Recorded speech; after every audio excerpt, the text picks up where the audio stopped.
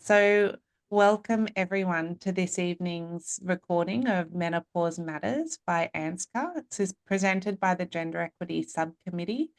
I'm going to start with an acknowledgement of country. So I acknowledge the traditional custodians of country throughout Australia. We recognise their unique cultural and spiritual relationship to the lands, waters and seas and their rich contribution to our society.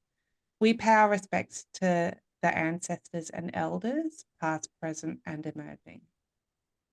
As a binational college, we also acknowledge that ANZCA respects ngā iwi Māori as the tangata whenua of Aotearoa and is committed to upholding the principles of te tiriti o te waitangi, fostering the college's relationship with Māori, supporting Māori fellows and trainees, and striving to improve the health of Māori. Furthermore, we acknowledge our special relationship with Pacific peoples.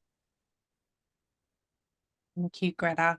So I am thrilled tonight to use this opportunity to highlight an endorsement by ANZCA of their diversity and inclusion position statement, which is now up on the website. So as the chair of the Gender Equity Subcommittee, I do recognise that tonight will include discussion using terms like female sex, and we're using that pertaining to those born with a genetic makeup that necessitates that they will go through female menopause. We recognise that gender is a more complex and non-binary issue, and in the future we will focus on other topics around other genders. For the purposes of tonight, I will hope that everyone will understand we don't mean to be exclusionary, because although only those born with 2 X chromosomes may experience female menopause, it's an issue we will encounter in our everyday practices. So with that, I'm going to introduce Dr. Genevieve Goulding. Dr. Genevieve Goulding completed her medical studies at the University of New South Wales and gave her fellowship with the Faculty of Anaesthetists at the Royal Australasian College of Surgeons in 1986 and ANZCA in 1992. Dr. Goulding, along with Dr. Dayakasandi, took a leading role in the formation and continuation of the welfare of anaesthetists special interest group, which began in 1997. She was elected an ANZCA president in 2014, the 4th successive woman president, and we're very proud that tradition has continued. Her presidency centred on professionalism, workforce, advocacy, and strengthening ANZCA and FPM services. She worked as an obstetric anaesthetist in Sydney and Brisbane and retired from clinical practice in 2021. She is a member of Queensland Medical Board's committees, as well as a medical advisor for QCAT. Dr. Goulding was awarded an AMA Women in Medicine Award in 2017 and an AM in the King's Birthday Honours in 2023. So thank you, Genevieve. Thank you, Claire. And it's a great honour to be asked to introduce the second webinar in your series of relevant topic discussions for your subcommittee. So the first webinar, as you know, was on inclusive language and it was really well received. And tonight's webinar is called Menopause Matters, Breaking Silence. Menopause is one of life's many and inevitable transitions.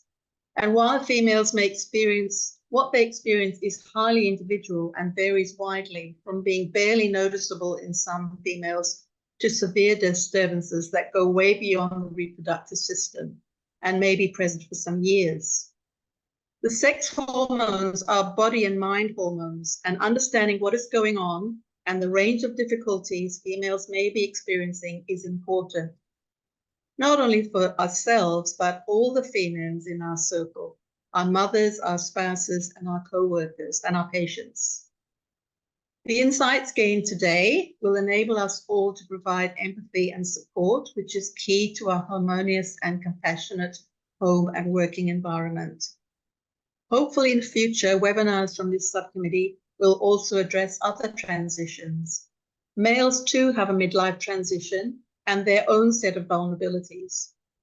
And we hope to hear more on those topics soon.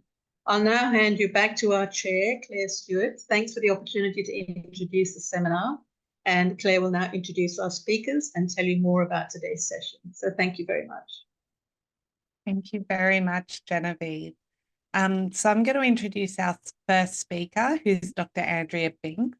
Andrea is a dual qualified as an anaesthetist and intensivist in the UK and moved to Australia shortly after. She works in Wollongong, New South Wales, in a mixed public and private anaesthetic practice.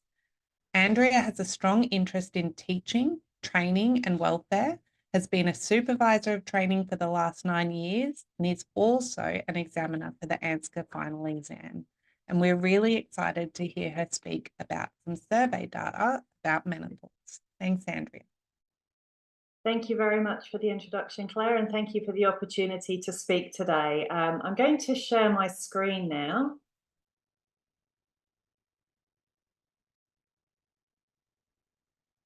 Okay, so hopefully you can all see the screen change. So my plan over the next 20 minutes or so is to talk a little bit about what is menopause, and then why are we talking about it at work.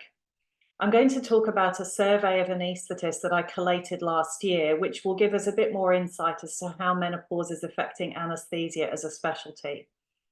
I'll then talk a little bit more generally about how menopause affects work and vice versa, based on research done across all industries.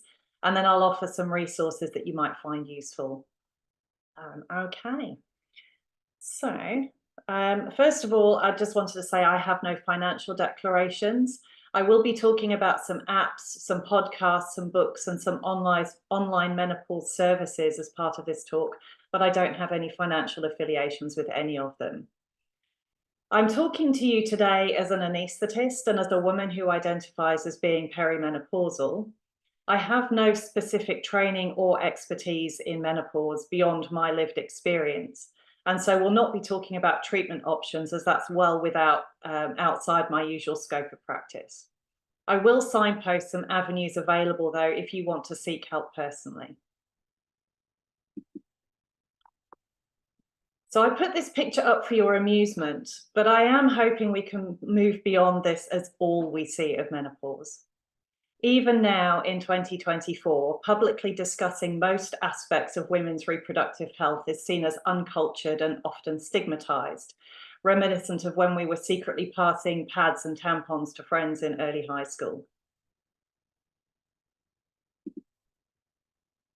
So what is menopause? Well, menopause is defined as a single date, 12 months following your last menstrual period. Before this, you're in perimenopause. After this date, you're postmenopausal. So we know all women go through menopause at some point in their lives. It can be physiological, it can be medical, so induced by chemotherapy, or it can be surgical following hysterectomy. Most women reach menopause at around 45 to 55 years of age, and the average in Australia today is 51 years of age. But 10% of women will be outside this age range, and 1% of women will go through menopause under the age of 40. So during the menopause transition, up to 20% of women have minimal or no symptoms, or at least they don't have symptoms they link to their menopause.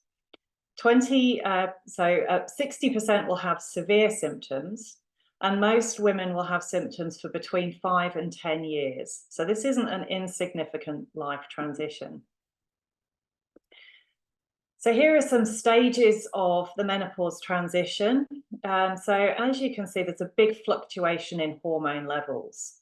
In the late reproductive stage to the pink stage, the far end of the screen, there's still cyclical variation in estrogen and progesterone levels.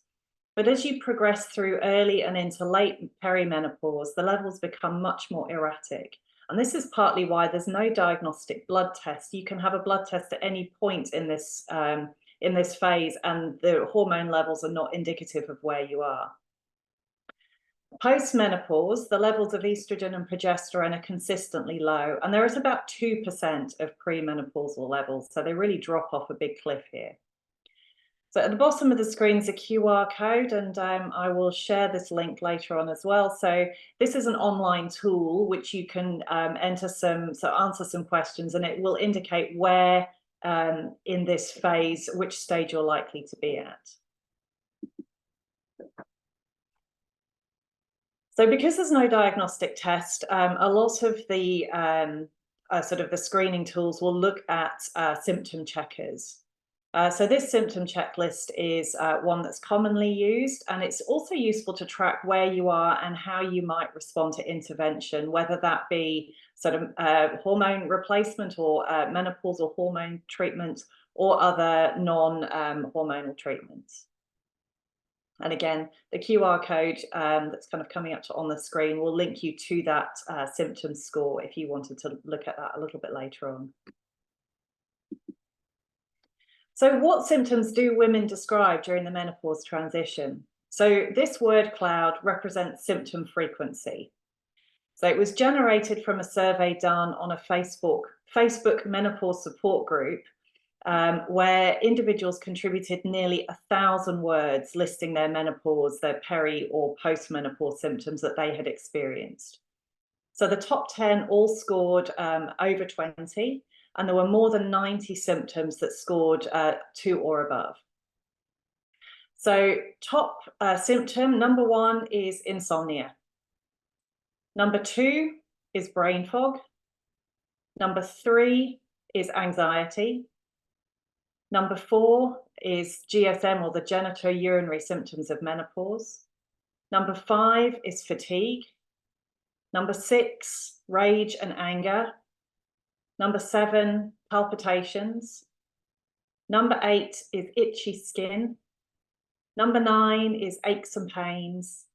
And number 10 is joint pain. Now you'll notice that hot flushes don't come into that top 10 list of symptoms at all, and that tends to be what we think of as the symptom that women suffer during menopause. It comes in at number 12, so it's definitely up there, but it's not in the top 10, which I found really interesting. So how does this all apply to anesthesia specifically? So this is a poster that I showed at the anesthesia meeting in the UK last year based on the results of my survey, which is what I'm going to go into in more detail now. So the question is menopause an issue for anesthesia? Is it an issue for anaesthetists, and does it affect the way we work? So I personally feel this is an important topic that doesn't get spoken about. And although I can describe to you my experiences as a perimenopausal woman, I acknowledge that every woman's experience of this time is likely to be different. In order to ascertain how much impact menopause has on on anaesthetists specifically, I devised a survey to allow women to speak for themselves. So the survey was sent out at the end of January 2023, and responses collected up until mid-March 2023. At my hospital, we have a WhatsApp group for the female anaesthetists, and I'd imagine this is true in many hospitals and many departments. I'm also lucky enough to know many amazing women in our specialty who work across many sites and states.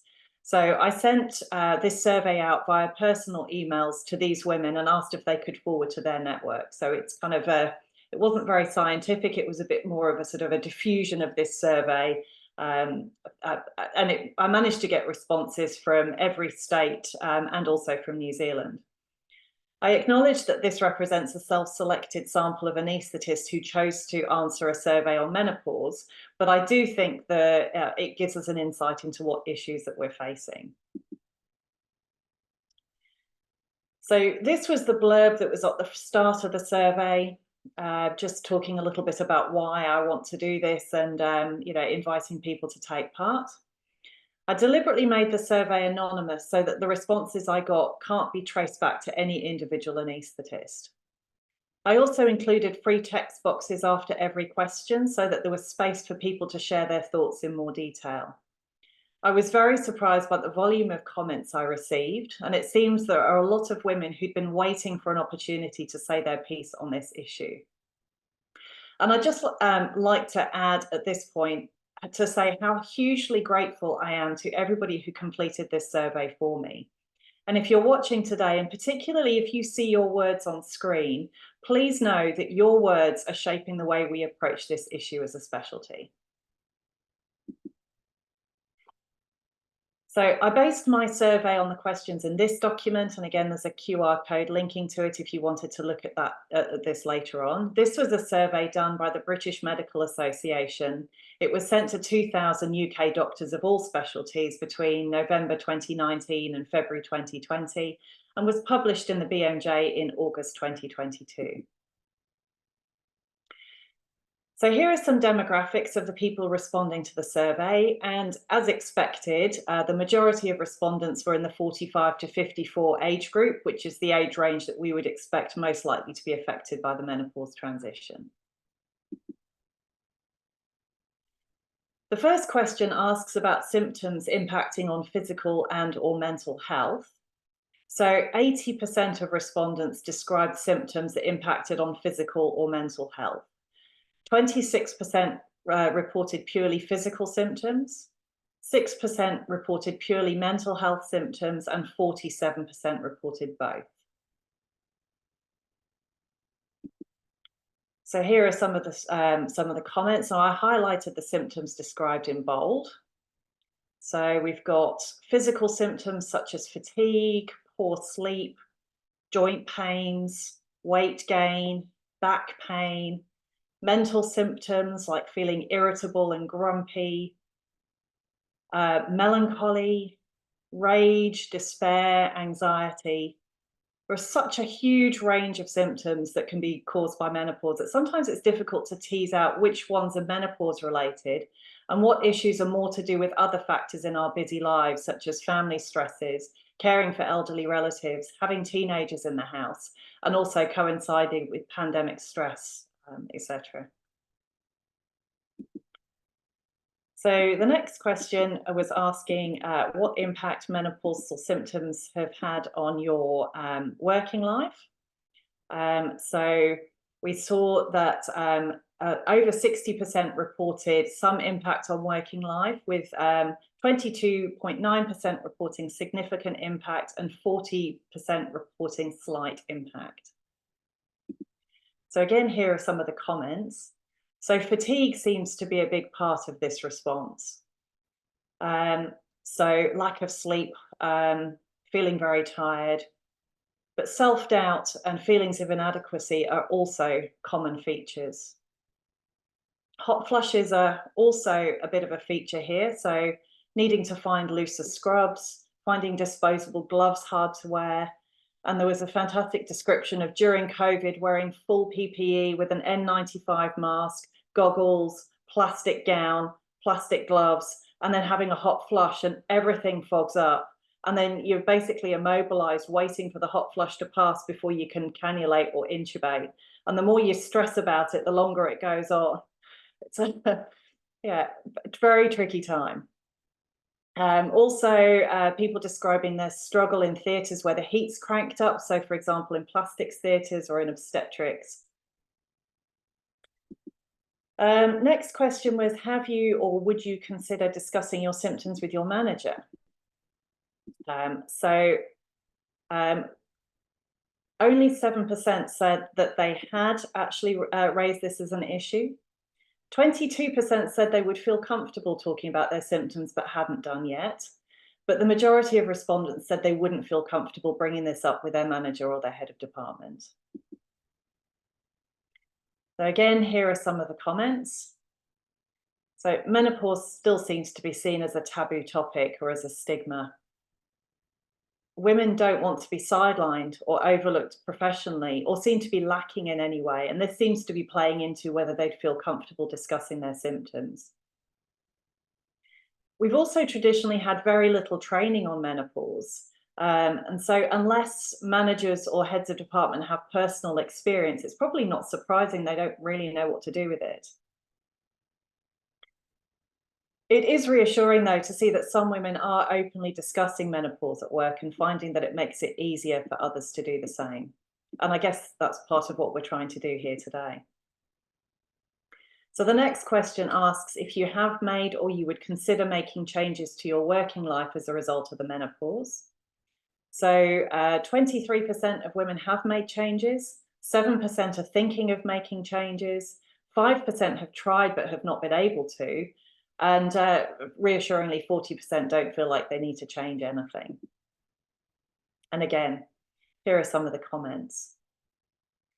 So the need to work less seems to be coming through as a theme here, recognizing that fatigue management is really important. So maybe changing work days, starting later or finishing earlier post on-call, coming off the on-call roster again as part of fatigue management. There's also quite a few comments about wanting to drop non-clinical responsibilities, so transitioning away from leadership roles, cutting back on out-of-hours teaching, training and mentorship responsibilities. So women at this age are all at the peak of their careers. So this is a huge loss or huge potential loss to our specialty, to our patients, and also to our trainees coming through.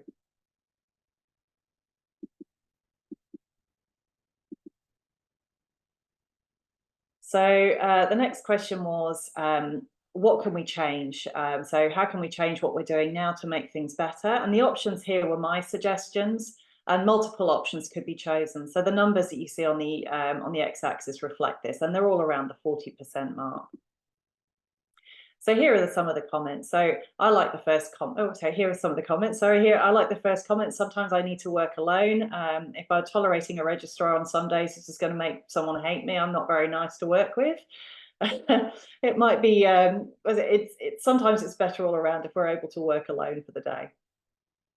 It does seem that an individualized response is key. So as menopausal symptoms vary between women and within the same woman over time, it's clear that a cookie cutter approach is never going to work here. However, some consideration of options like coming off the on-call roster for a time, maybe the ability to use sick leave for days off for fatigue management would be helpful. And I know other industries are looking at menstrual or menopause leave. Maybe we could look at that as some sort of option. The last response here also highlights some key points. Just knowing where to access help would be good. So managers being able to signpost where to find a list of menopause-friendly GPs in the area, or access to telehealth options, or support groups within the hospital that could be accessed by anyone in health. Because this is certainly not just an anaesthetic or a doctor issue. This is an everybody issue. So here are some demographics provided to me by ANZCA looking at the gender split in the college by age. So these are 5-year age brackets rather than the 10-year age brackets that we were looking at before. So as you can see, in the younger age groups, the gender split is close to 50-50. In the 45 to 54 age groups, women represent 35% of fellows, and this is representative of the overall gender split in the college. However, I was really surprised by the numbers in the 55+ age group. There are far, far more men than women in this age group. And if you look at the breakdown, it's 22% women. And when I asked some more questions and looked at this further, it's not that fewer women were qualifying to be anaesthetists at this time. The statistics provided to me by ANZCA indicates that the gender split was about 30% women at this time. This seems to be showing that women of this age are much more likely to leave the specialty where the men keep working. And my question is this a menopause effect? So my take-home messages from my survey were, so 80% of women surveyed reported symptoms of menopause, although this is likely to be a self-selected population. 65% or thereabouts reported that symptoms were significant to impact on their working life. It seems that an individualized response to symptom management is called for, particularly the need to raise awareness of menopause as an issue. Flexibility in working patterns was seen as a good start to help with fatigue management, and wider discussion of menopause in the workplace would definitely help with the erosion in self-confidence that women are reporting at this time. So looking more broadly, why is this a workplace issue? Why isn't this just a personal issue that we're all dealing with and we just get on with it and we don't talk about it? Well, we know from research across all industries that menopause-friendly workplaces retain experienced women. When there's no workplace support or acknowledgement that menopause exists, about 1 in 4 women consider quitting their jobs during the menopause transition. By being menopause friendly, we can also support more women into leadership roles. So menopausal symptoms typically occur around the age where women can be stepping up into more senior roles, and maybe small workplace adjustments can help women fulfill their career potentials. We also know it could be a diversity and inclusion issue. So menopause has been missing from diversity and inclusion and workforce health and safety agendas, despite the fact it affects half of humanity. And also, you know, I do think we have a social responsibility to deal with this, to allow women to work with dignity. And any workplace adjustments that we put in place will benefit all employees. We also need to look at women's lived experience. So research indicates that while individual people who experience menopause don't want to be singled out according to their menopause status, they do want a supportive culture and supportive practices in place. So what can workplaces and organisations do? Well, there are some suggestions here on this slide, and I think we're trying to address the first 2 points here today by sharing information and providing some resources. I'm also developing a menopause toolkit that could be adapted to individual workplaces, which I'll introduce in a workshop at the ASM in Brisbane this year. How can you advocate for yourself in the workplace? Well, again, there's some suggestions here. I think the best piece of advice that I was given is just own it. As soon as you start talking about menopause and how it's affecting you personally, it just opens up a wealth of conversation. I found this time and time again. Even today, I was in theatre talking about presenting on this webinar tonight, and just bringing up the topic, there was just a flood of women talking about their experiences, and just the gratitude in the room for being able to raise it as an issue was really quite palpable. So own it, talk about it. The more we do that, the less it becomes a stigmatized topic, and the more it just becomes a normal part of life that we can deal with. So I'd like to finish off just by offering some resources that you might find helpful. The first one is an app. The Balance app is available free from the App Store. And this acts as a symptom tracker, and there are lots of online resources here. It seems that lots of people recommend tracking symptoms and tracking responses to any treatment. So this is a good one that you can have on your phone. There are some podcasts listed here. There are lots of really good podcasts out there on menopause, and just hearing other people's perspectives on it can be really helpful. There are some websites listed here. So the first one, Menopause at Work, has some resources for developing workplace practices that are menopause friendly. The New South Wales government also has a menopause toolkit for workplaces. The Australian Menopause Society has information for both patients and healthcare providers, and importantly has a directory of doctors with special interest in menopause. So you can find a doctor in your area that might be able to help if that's what you're looking for. The Jean Hales for Women's Health is a national not-for-profit organisation dedicated to improving women's health across Australia through every life stage, and it's got some really good resources on there. Henpicked and Menopause Matters, these are UK sites, and the UK seems to be a good 5 to 10 years ahead of us in this field.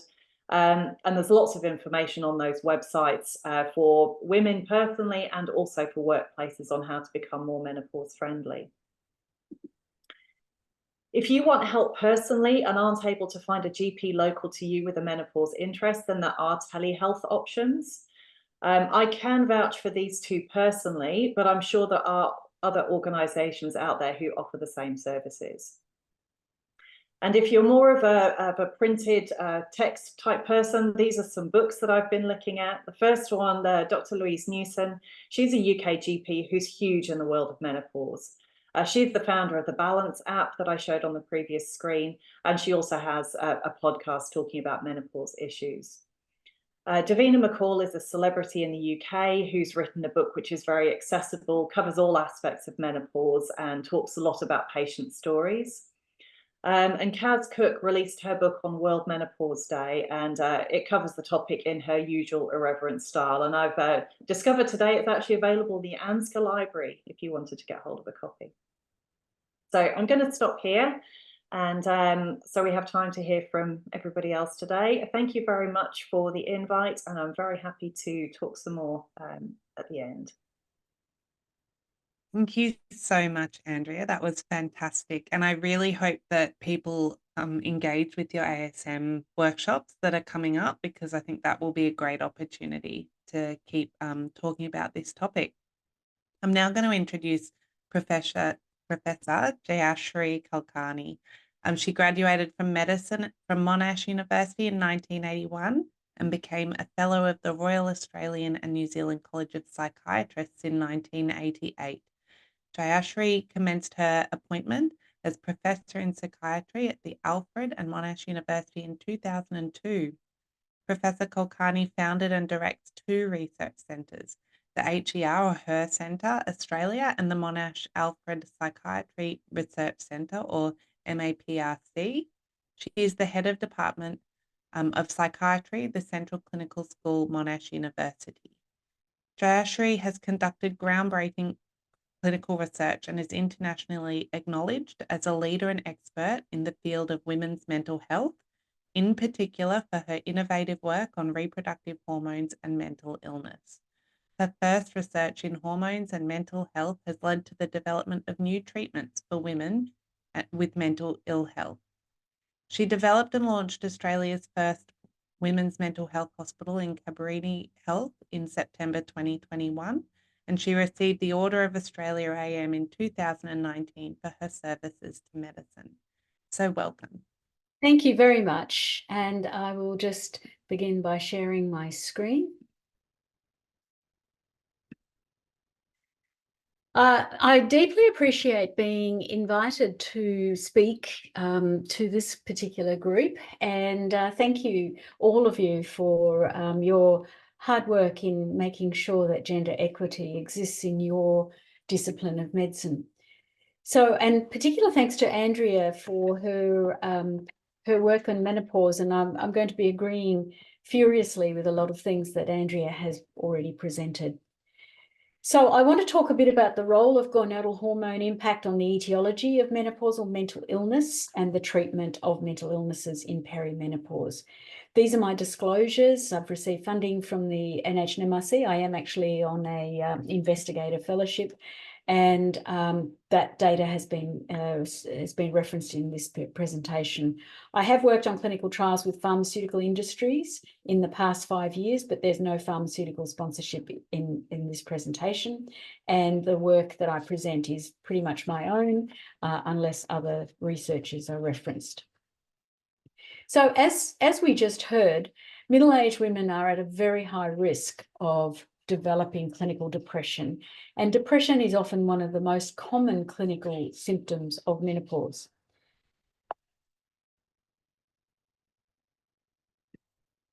I wrote this article for Nature in 2022, and it's interesting the response I've received, because I actually provocatively titled it "The Misunderstood Female Factor." And this is a controversial area and continues to be, as in, does menopause cause mental illness or not? And what is the best treatment thereof? So the controversies keep happening, and we recently had a lot of airplay about not medicalising menopause with a series of case reports and opinion pieces in The Lancet. And I would urge you to remember that these were opinion pieces and case reports. They were not, this is not a study, there was no new data presented. And the authors there took the opposite view to what I'm seeing in my clinical practice, which is that yes, many women are presenting with completely debilitating mental ill health as a result of the menopause. Now, when we look at perimenopausal depression, as Andrea explained, this is the vast amount of time that women are leading up to the actual one day, that's the menopause. We see a very high incidence of first ever onset of depression in perimenopause. And it's a different form of depression, because often there is the components of not the standard just sadness, that can happen as well, but not what we know as in major depression, but with anxiety, panic, brain fog, and then mood disturbances with rage. But overall, I'm always stunned by the numbers of women who've had nothing in terms of mental health problems in their life, have a pretty good setup in terms of their relationships, their financials and all the rest. And then bang, they present with a terrible, terrible, debilitating depression with those symptoms I just said. The other sobering statistic that I think people should talk more about but don't is that in this country, according to the ABS data, when you look at cohort data, not numbers, raw numbers, but the second highest completed suicide demographic group in Australia is menopausal aged women, 45 to 52. The first highest completed suicide demographic group is men over 84. And I don't think we actually recognise this or understand, we here can understand this, but it is not out there in terms of consideration of what should we do about this. And again, I come back to it that yes, of course, women have very complicated lives. There's often juggling, as Andrea outlined, adolescent children, caring for elderly parents, juggling work situations and so on. But it's almost as if there's this tipping factor, which was the subject of the Nature issue that I wrote about, that the X factor is the CNS changes in the gonadal hormone functioning in the CNS. And that it does occur well up to 5 years, or often more, before the hot flushes and amenorrhea happen. So it's really difficult, because then this becomes a diagnosis of retrospective validity, which doesn't help the woman as she's going through it in the first instance. So I wrote and have validated this, which is the MEN-OD. It's a rating scale for perimenopausal depression, because we couldn't find mental health rating scales. There's a few that have the physical symptoms and sort of one-liners about some of the brain fog and some of the symptoms, but not really the whole lot. So the key symptoms that we look at are plummeting self-esteem, paranoid ideation. This is not paranoia as we know it in people with schizophrenia. This is the paranoia of exactly what one of the comments was. That is, people see me as old. I'm going to be seen as incompetent in the workplace. I can't handle the new computer program. They're talking about me. That sort of paranoia. There is aggressive behaviour, and there is an increase in hostility and irritability. Disconnect. I also noticed that in the brain, in the fog. Sorry, in the circle with all the different terms.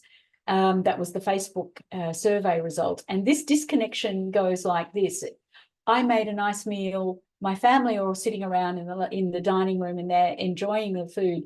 I'm there too, but I just can't be part of it. I don't feel part of it. I feel like I'm in a bubble. And this is often the edge of anxiety that's escalated. It's, I think, a dissociation, but most people describe it as disconnection. There's no libido, and that can really play havoc, or decrease libido at least, and that can play havoc with relationships that might also be struggling in this time. Irritability, agitation, weight gain, about 2 to 8 kilos is the average weight gain at this time. And poor sleep, we heard about. Memory and concentration changes are really important, because there is the working memory changes. There are also the more short-term memory changes, and that constant feeling of the words are gone, the tip of the tongue, it's there, but I can't quite grasp it. Plus also the concentration changes are very much in the, I used to be able to multitask, do 5 things at once. Now I can't. And my whole existence depends on me being able to multitask. The anxiety escalates and can actually result in panic attacks. That's what the scale looks like, and it's out there, it's been validated. It's actually been translated into 12 languages now, so please feel free to use that.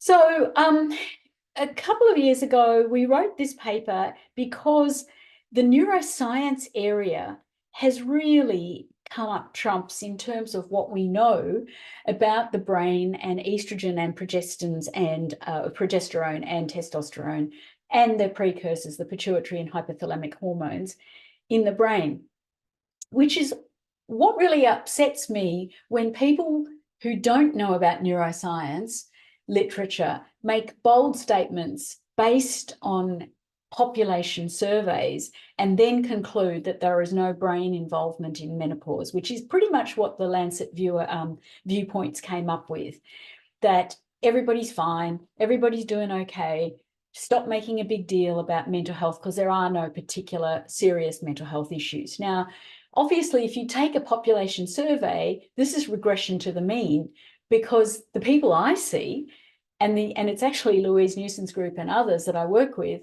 are pretty clear that we're talking about 25 to 37% of the menopause age group of women are experiencing depression or mental health issues that are actually interfering with their quality of life.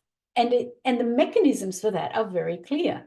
We know that estrogen is a potent modulator of serotonin via serotonin receptor systems, but also that the fluctuations of this in the CNS can actually cause hugely destabilizing effects on the mood and the levels of serotonergic systems, as well as the major neuropeptide pathways, such as the KISS peptide systems.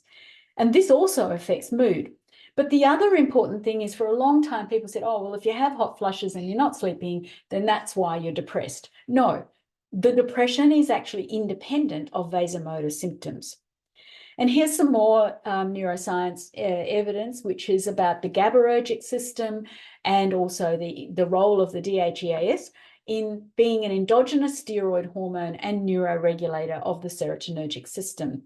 So again, when you get a decline in GABAergic inhibitory function, as seen in peri- and postmenopausal depression, this is a feature of both progesterone and also estrogens impacting on this other neurotransmitter system. Now, more recently, we've learned more about the KNDY peptide system and some of the opioids in the brain, but I think we need to come back to where are we in terms of the neuroscience findings about depression. I'm pretty convinced from all the neuroscience, and this is animal work as well as early studies in humans, that in fact estrogen is a direct driver of serotonin, and the DHEAs are a direct driver of GABA, and also the endogenous opioids are involved. So all of these are potent brain activators and down regulators. And so we really do have the situation where there are fluctuating CNS levels that create a mood and behavioral and also higher cognitive functioning. There are also immunology aspects as well, and we always see this in our menopausal patients. There are often new allergies or new things going on in terms of drug reactions and so on that were not there prior to the menopausal process. And the neurocircuitry is really critical here as well, because the connectomes from the frontotemporal regions to the amygdala and the limbic system are also enhanced and activated by estradiol in particular. So we know that there are also neurocircuitry changes. And that's important because there's some more recent studies that actually show that HRT is associated with improved cognition and larger brain volumes, that is stabilizing in women who have ApoE. So this is the Alzheimer's genetic precursor or predisposition. So again, I just put this up there that, in the women who are somewhat vulnerable to cognitive decline in their later age, HRT can actually be very important, but it also provides us evidence for the fact that it works in the brain. So I hope I've convinced this group that when people kind of write that menopause has got nothing to do with the brain and it's all below the waist, the impact on the target organs, that really doesn't hold true. In my clinical experience, and of course I recognise I am seeing a select population of women, but it's a huge population, who are experiencing significant mental illness. There are two groups. One is the de novo group, as I've mentioned, and the other is an exacerbation in women with a previous mood disorder, who then suddenly everything escalates. And even though they'd had quite good control over previous depression, it suddenly gets out of hand for them. And again, as Andrea pointed out, we can't measure peripheral HPG axis function and make any conclusions, which is really important to let our GP colleagues know that when they do blood tests, when the woman goes to the GP and says, I think it's my hormones, doc, and he or she does HPG axis function, comes back with, look, it's all fine, you're wrong, it's nothing to do with menopause, that's incredibly invalidating and incorrect, because unless we have a PET scan with an estradiol ligand, which we can do in a small population in research, but not in general practice, there is no way that we can actually measure exactly what is going on in brain estradiol fluctuations and the other hormones as well. And they do fluctuate, and the mental health fluctuates as well. And the other problem we have is now you have a woman who is depressed for about a couple of weeks, and then suddenly she wakes up and she's terrific. And so what does she do? She runs around doing all the things that she hadn't done, you know, catches up with all those pesky emails and things that she's missed the deadline. She cleans the house, she does this and that. And then some genius diagnoses bipolar disorder because, look, you've got lots of energy, it's cyclical, and then you're depressed. So you must have bipolar. And then on we go with lithium, with, you know, you name it, an antipsychotic, mood stabilizers come, you know, around. And then there's, of course, problems with every one of them in terms of side effects. So the controversies and mythology abound, particularly about this. I use the word depression to encapsulate this type of depression, which is rage plus minus tearfulness, brain fog, anxiety, panic, and decrease in actual cognitive functioning. So we in mental health are really struggling with this. And of course, it doesn't help us when there's all sorts of garbage that the general media put about, which is all that, you know, if you use HRT, you'll get breast cancer. I mean, I thought we went past that in 2002 with the WHI study, but a number of times I've met people who still have that, medicos, who still have that concept that you can't possibly prescribe HRT because you'll definitely get breast cancer, or take somebody off HRT at the age of 55 because you must have finished menopause and we've got to get you off it now. There's lots of mythology about that. And unfortunately, I do see women who require, HRT is now called MHT, but who require MHT and who require it in an ongoing fashion. So this is a whole other area of controversies. So the Lancet series, again, you know, we had this whole sort of series, and you can hear that I'm very frustrated by what happened, but I think I've made my point there. So why are we stuck? We're stuck because there is a big gap in the research studying treatments for menopause-associated depression. It clearly makes common sense that when you have a clear-cut case of a woman who herself intuitively says, yep, I've always had all these things to juggle, but something's wrong, and I cyclically just feel like I can't do this anymore, whereas, you know, I previously have done exactly this job or this lifestyle. She's telling you that she has noted the hormonal component. But from all of the guidelines, the AMS guideline, the BMS guideline, and we're hoping the new NICE guidelines might be better, but I'm not confident. They all say you've got to treat this depression with SSRIs, SNRI, and CBT.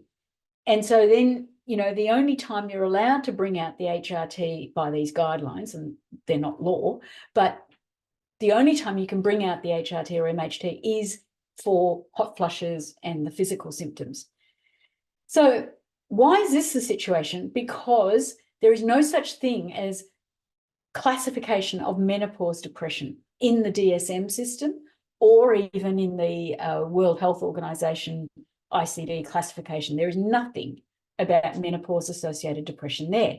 So whenever I've written grants, trying to get some funding to do a simple head-to-head hormone therapy versus SSRI treatment, because that's what people are saying is, you know, is the missing bit, I can't get it across the line because I keep getting the reviewers come back with there's no such thing as menopause depression. So we can't give you funding to do the treatment RCT in something that doesn't exist. And then because we don't have the evidence from that, it doesn't make it into the guidelines. So that's the catch-22 that we're trying to break. There are a few short and small studies. Claudio Soares did a hormone therapy versus placebo study, but it was a very small sample size. And as I said, the statements from the AMS, IMS have not changed at all about menopausal depression. I hope they will in the near future. So again, this is just to say, I think, you know, we get some wishy-washy stuff, but there is stuff that's clearly against it, which is current guidelines from the ANZCA advise against the use of hormone therapy for the primary treatment of perimenopausal depressive symptoms. You know, that sort of thing doesn't make our jobs any easier. We have done this study, which is referenced here, which is a tibolone study, which is as you know, an oral form of MHT. It's a small combination of low dose oral, which we use in the earlier stages of menopause. And we found in about, I think it was a sample size of 50 something women that in fact it assisted the depression considerably compared to placebo. So I won't go through all of this, but basically this is just to show you that this study was another one that we did, which again, we followed up on the tibolone and we did find that improved depression. So I probably won't give you all of that, but that's just to show you what the impact was. It was very significant using the MADRS, which is a depression rating scale. That's a severe depression rating scale. So that was an example. We have got other treatments that we're trialing at the moment, but I'm often asked, and I provide treatment in my clinic to women who are depressed in middle age. Of course, it's multifactorial. And of course, we have to spend a lot of time finding out what other stresses and strains she's experiencing, not just now, but what has happened before. I look for that signal, which is, did she have PMDD, premenstrual depression? Did she have postnatal depression? Did she have any problems on the pill? Because the pill, as you know, are all different, and some of the progestins in the pill are horribly depressive.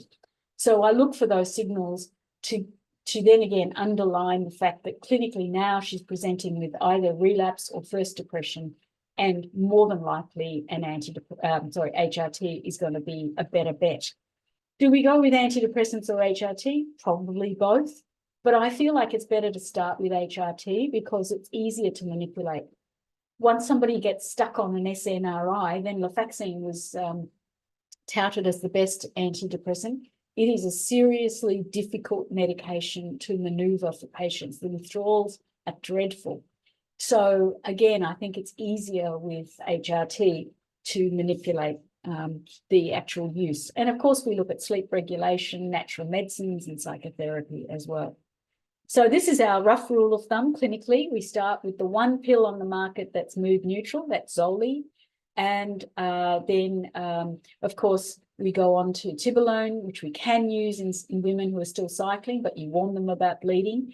We then move, so this is a stepwise progression, to an estrogen patch, if you can get them. And we have to check for breast pathology, cervix, recent DVT, PE. Migraines are interesting because it's the hemiparesis aura that our neurologist friends worry about, not just the flashing lights. So if a person has migraines, if she has flashing light aura, that's okay. We add in the progestin of prometrium because it's micronized, it's much better than all the others. And if we don't get much further and we're still looking for brain effect, particularly with cognitive decline, I might actually add that we use low-dose testosterone there as well. And we might go to the SERMs, the raloxifene or bazodoxifene, the so-called brain estrogens. These are the commonly used antidepressants. Sometimes the antidepressants will provide some relief, but in this particular menopause depression, you only usually get about 40–50% relief. And again, there are some big issues with the discontinuity if you're trying to get people off it. So this is where we're at. You know, we're really working very hard to get it known out there that menopause can cause depression, that these hormones are potent neurosteroids. They're not just operating below the waist. We're working on developing biomarkers for this type of depression, and we're also working with safer short-term hormone therapies, as well as obviously all the general physical health aspects. So thank you very much for your attention. Thank you, Professor Kulkarni, for coming and speaking with us today, sharing your frustrations from within your clinical field, some really confronting statistics that you shared with us, and some really valuable clinical applications as well that hopefully we can all benefit from. So we're going to move on to a brief question and answer section. I do appreciate that we're running on with time, and so if some people do need to drop out, we understand, and this webinar will be available afterwards. So we will encourage you to share your questions. There's a Q&A tab on the Zoom function that you can enter your questions onto, and we'll look through those. Our three panelists will be answering questions along with Claire and myself, who represent the Gender Equity Subcommittee. I'll get one going with a question from one of my colleagues, directed initially to Andrea. Your survey showed that a large number of respondents did not feel comfortable discussing their symptoms with a manager. So how much should the onus be on the individual versus our departments in terms of creating a better and safer work environment? I think it's got to be joint responsibility. It's going to be very difficult for managers to broach this. It's, you know, you can't go around asking women of a certain age if they've got menopause symptoms. It's that really wouldn't be an appropriate response. So there is some onus on the individual to be able to raise this as an issue and say, look, I'm having some issues, I'm struggling with whatever it might be. Can we have a look at some workplace adjustments? But in order for women to feel comfortable doing that, there needs to be a department or like an environment where she feels comfortable doing that. So, you know, having these broader discussions, raising it at, you know, sort of at a departmental level. I did a talk for our peri-op sort of nursing staff, just raising it in forums like that. There's ways of, you know, you can have posters that you put up in the department. You can have posters you put up in the bathrooms, for example, so everybody gets to see the information. And just by having the discussion on a broader level, it makes it easier for women as individuals to then advocate for themselves. So I think it's joint responsibility. Thank you. I just wondered, Genevieve, whether you have anything to add to that.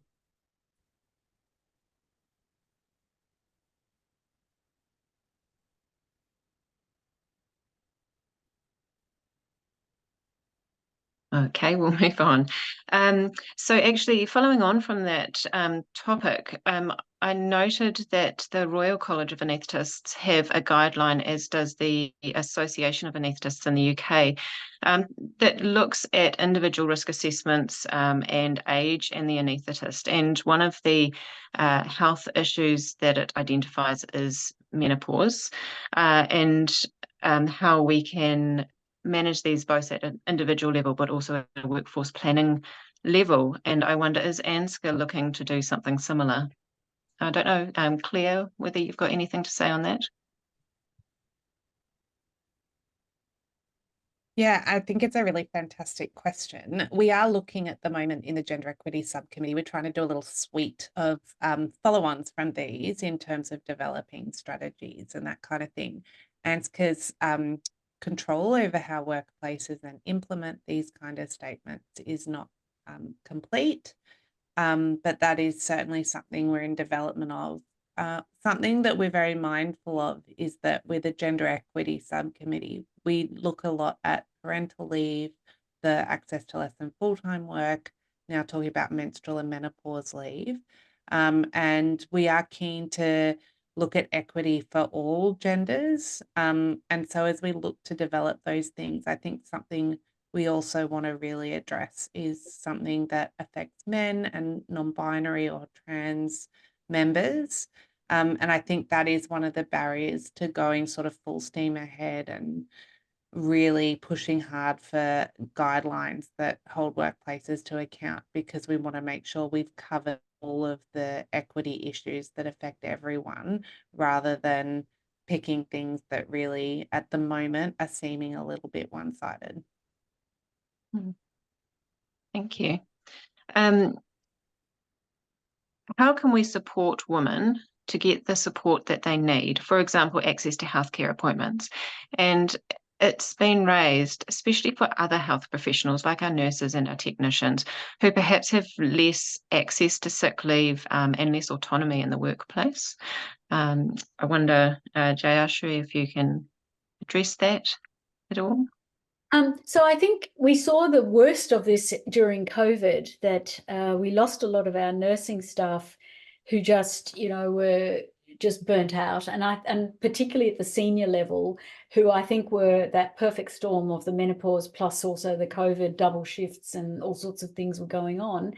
And we still haven't got them back. So whatever we do, we need to make it available for people to be able to access their health clinicians. But I also think we need to educate those clinicians so that we don't get that situation where the woman is actually looking for menopause help, but then she gets invalidated by, oh, well, you're just too tired, or you've just got too much on, or just lie down and put your feet up sort of thing. So it's a two-pronged approach in terms of access for her, but also then what is she accessing? Is that health clinic going to be skilled up? And I can tell you that the mental health side is really not looking at this. I'm doing my best, but it lacks in terms of understanding menopause and mental health. Can I jump in and make a comment? And I think it was in Andrea Binks, one of the comments that was made did say, essentially, healthcare services need to be staffed beyond the bare minimum. And I would say that the wellbeing group would strongly advocate for that. So that wouldn't only address perimenopause issues, it would, rostering issues, sick leave, all of those things, if we weren't always running on a bare bones healthcare system, and some recognition that, we're not robots, we can't function 100% all the time, and that building a tiny bit of fat into our staffing would solve that. I do not know how you address that at a nursing level, given how difficult it is to attract, nurses to the healthcare system in general. But certainly I think that one way the healthcare system could become more friendly for all of these issues would be improved rostering above the bare minimum. Yeah, no, I absolutely agree. I've got a question from one of the participants here, Judy Gunther. As a woman in peri and mental health case manager, I'd love to advocate for women in the workforce. It's basically around what resources are there available that can be delivered to HR, posters to place in the workplace.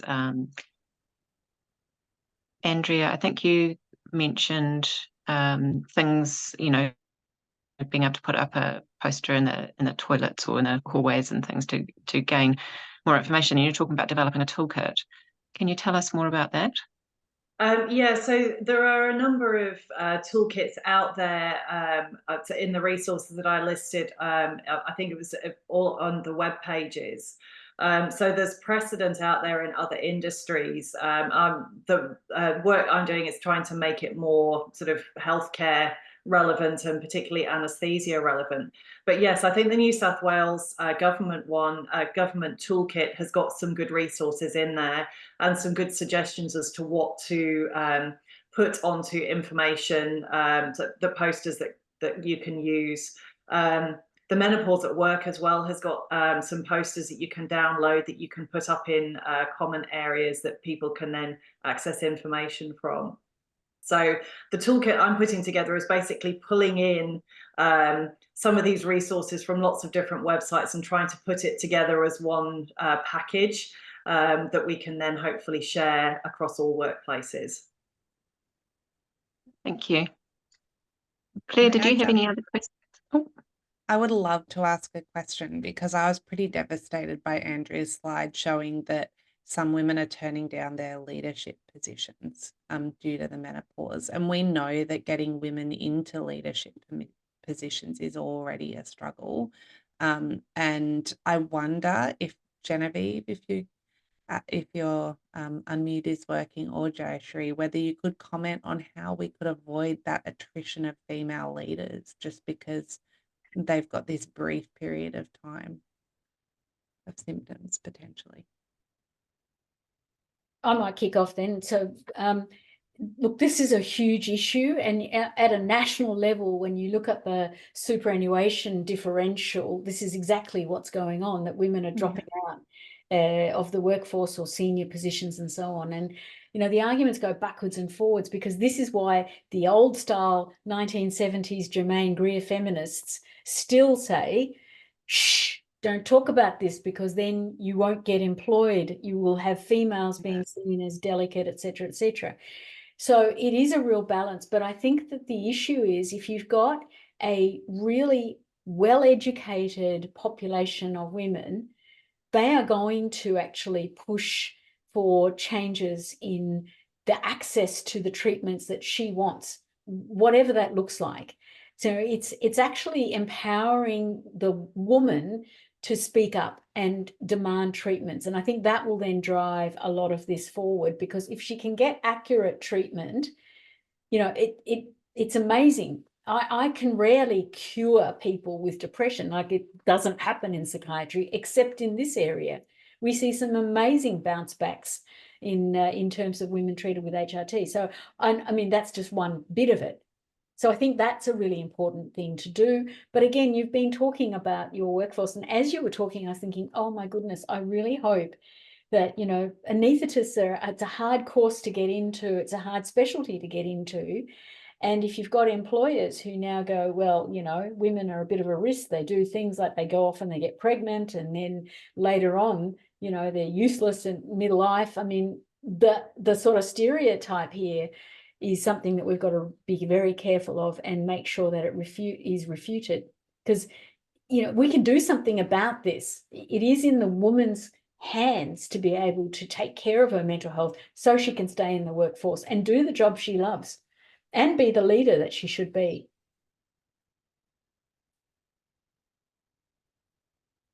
Thank you. I'm going to note that someone thankfully has said, you know, I find it interesting the gender equity group takes a view that focusing on women in menopause leave the other groups out. Surely we're just addressing the results of hundreds of years of patriarchy, as shown by the stats. And I certainly would support that view. And I suppose I just wanted to make sure people knew that we are very welcome and open to all equity issues. So absolutely, we see this as an equity issue across all of the genders, because we're talking about workforce issues. We're talking about retention of workforce and diversity and inclusion, particularly in leadership and research. So I do think that I do call this an issue that affects everyone, but I do also want to highlight that we welcome if anyone wants to bring equity issues that are affecting other genders or focused around other sexes, then we would welcome those.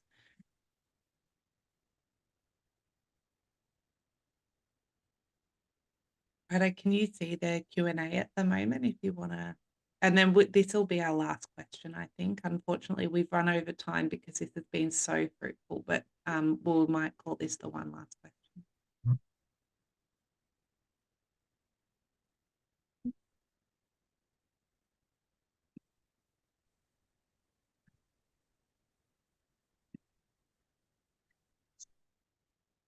So this is a question for Professor Kulkarni. First of all, thank you. Wonderful presentation. There is a new oral contraceptive pill out called Nextstellis for the menopause. Any opinion on mood effects? So it is actually an OCP. It's an oral contraceptive. It's drospirenone and estetrol. So estetrol is E4, and it's a new combination. But do you know what really bugs me is every time the manufacturers bring out a new pill, they don't actually do proper depression or mood evaluations. What they do is they do a brief sort of AQOL, which is a 4-question Australian quality of life type thing, and they go, oh, look, there's no problem with quality of life. But we've seen this again and again. Drospirenone bothers me because we've seen it in Yas and Yasmin, and it can create rage because it's got an androgenic type profile. So that's one thing. We don't know what estetrol is going to do. It's not as good for the brain as E2, and so that's why we know, because we did the work comparing the pills that are available on the market. Of course, it's good when new pills come out, but I wish they would build in proper mental health assessments as part of the clinical trials when they bring new contraceptives on the market or new menopause treatments. So watch this space, I would say, but just looking at the profile, not thrilled so far. Thank you. And I'll hand over to Claire now just to close up the session. So I just want to say an enormous thank you to our panelists this evening. I'm incredibly grateful that you've given your time and your expertise to this issue, and it's been really thrilling. We've had some great feedback already to say that people have found it a really fruitful evening. I have to throw a huge thank you to the ANZCA staff who've been involved. So Gabby and Nadia, we could not do this without you. They provide a lot of the technical support, and so thank you very much also. And thank you to everyone who gave their time to come online tonight.